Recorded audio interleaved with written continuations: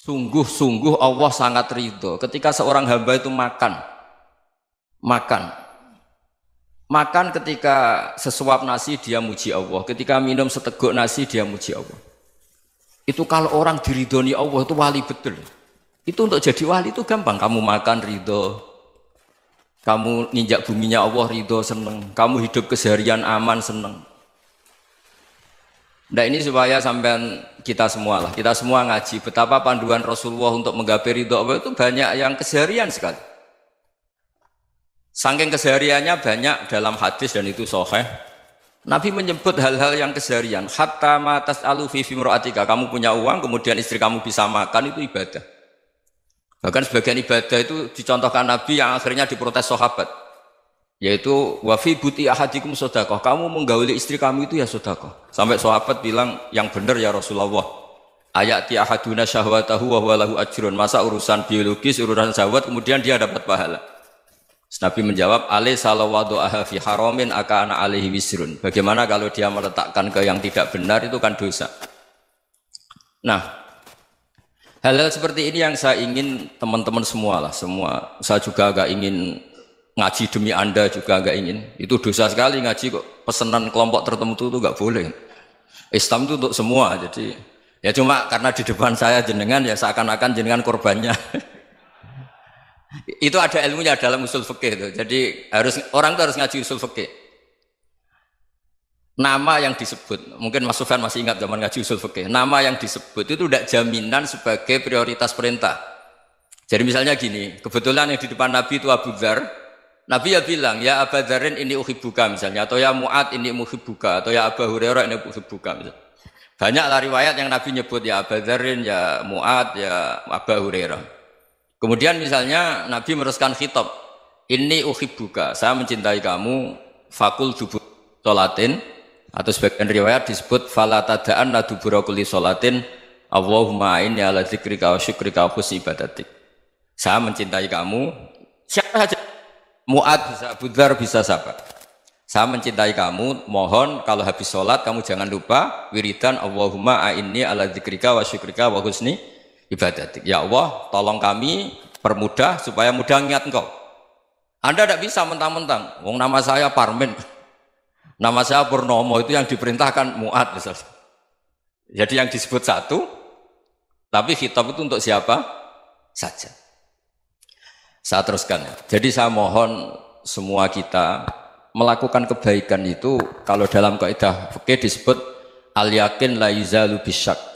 Banyak kebaikan yang kebenarannya itu 100%. Tidak punya efek samping ke pihak lain, ke kelompok lain, ke komunitas lain. Itu tadi misalnya Anda makan, dan itu murah sekali, hanya butuh satu piring. Setiap punyaan kamu muji Allah, setiap minum kamu muji Allah. Itu redaksinya Rasulullah SAW disebut, Allah sangat ridho ketika seorang hamba makan, kemudian dia memuji Allah. Atau minum, kemudian dia muji Allah. Logikanya gampang, negara seperti ini yang kamu harapkan bentuknya kayak apa, mertua, ipar, komunitas, tetangga, itu nyata terjadi itu kan belum pasti. Sementara yang mesti terjadi adalah kamu butuh makan, kalau tidak mati. Butuh minum, kalau tidak mati. Butuh bumi yang nyaman ditempati, kalau tidak kita juga mati. Sebab itu Allah kalau menyebut nikmatnya itu hal-hal yang keseharian. Alladzi at'amahum min ju'. Allah itu siapa? Allah itu yang menciptakan kamu bisa makan. Tidak berlebihan, Allah itu yang menciptakan kondisi sosial itu ideal. Zaman Nabi itu ya ada orang munafik. Orang-orang pilihan Allah itu juga diuji orang sekelilingnya yang macam-macam. Semua diuji sesuai konteks zaman dan waktu. Nah, tapi ada ibadah-ibadah yang selalu disarankan Nabi. Sampai Nabi itu pernah ditanya, ayul islami khairun ya Rasulullah, Islam terbaik itu gimana? Jawaban Nabi itu unik. It'amut to'am, Islam terbaik itu ya makan-makan, santai-santai. Ketika Allah menyebut beberapa kebaikan, falak tahamal akobah, wa ma adrokan apa? Mal akobah. Terusannya apa? Fakku rokobah. Terusannya apa? Au it'amun fiyaumin di masubah. Ya itu acara makan-makan itu juga Islam.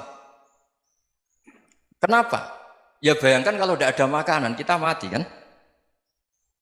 Kondisi sosial tidak ideal itu Anda masih gak apa-apa, tapi kalau Anda tidak makan, Anda tidak minum, Kamu punya istri cerewet masih bisa hidup, punya mertua cerewet masih bisa hidup. Tapi kalau tidak makan bisa mati. Berarti penting mana istri sama makan? Penting mana? Makan. Semoga istri Anda dengar. Nanti kamu disuruh makan tapi pulang deh.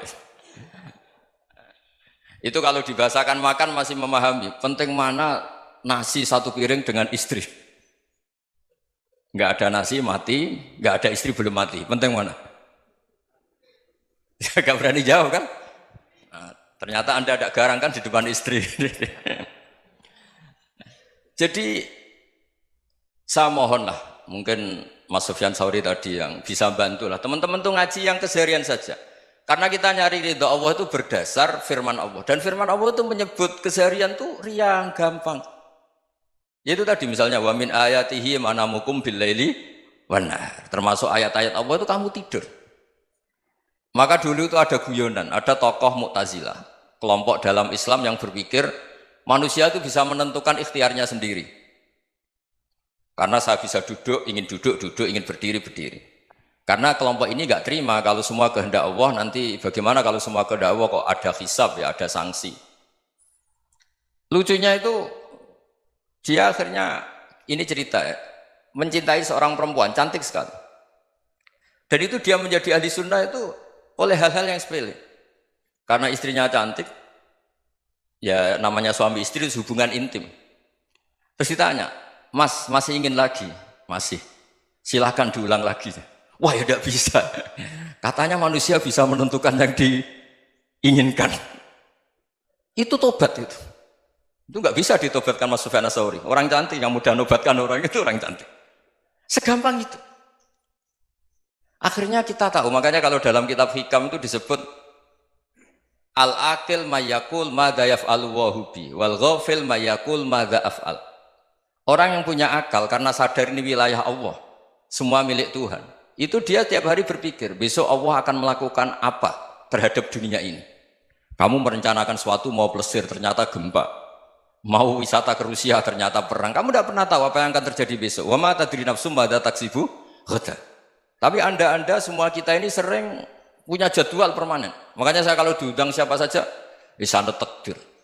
Yang jelas Gus ini acara penting. Ya masih acara penting nak pangeran ngersakno piye? Kowe ape dadi pangeran, kamu kok mau jadi Tuhan? Itu kadang ya kiai. Penting Gus acara ini jenengan harus memastikan bisa.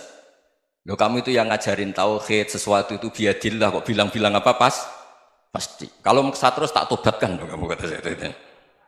Ya kalau gitu Gus bilang insya Allah. Wah itu hati saya, fisik saya, roh saya sudah bilang insya Allah.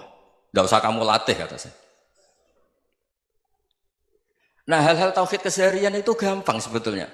Wal ghafil yaqulu madza af'al. Tapi orang yang lupa Allah dia setiap hari bilang besok apa? Kita bisa melakukan apa? Seakan-akan dia itu aktor, dia penting, dia subjek permanen, dia.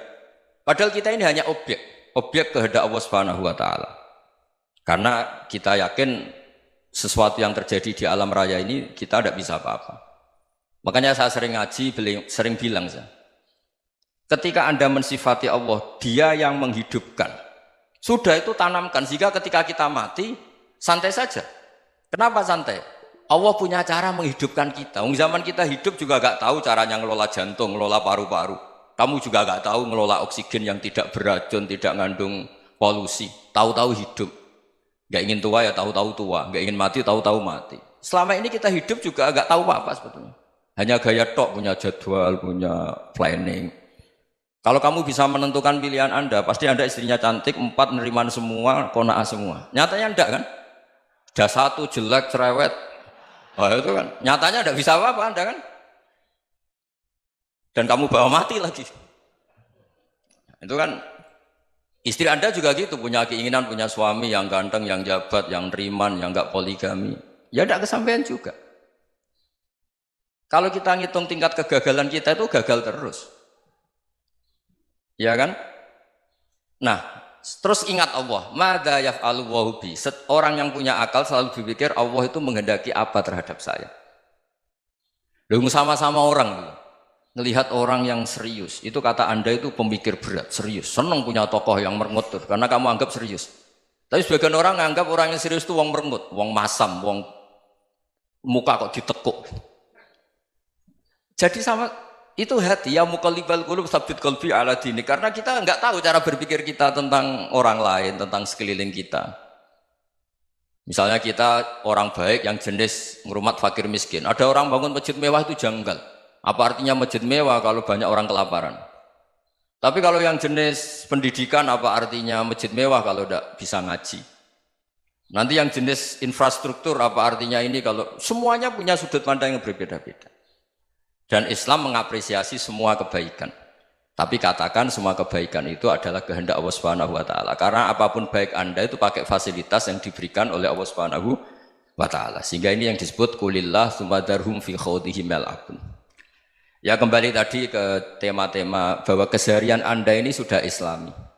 Saat Anda tidak bisa melakukan apa saja. Saya sering ada jenazah, biasanya kalau tetangga meninggal saya sering disuruh ngelepas. Saya bilang orang ini baik.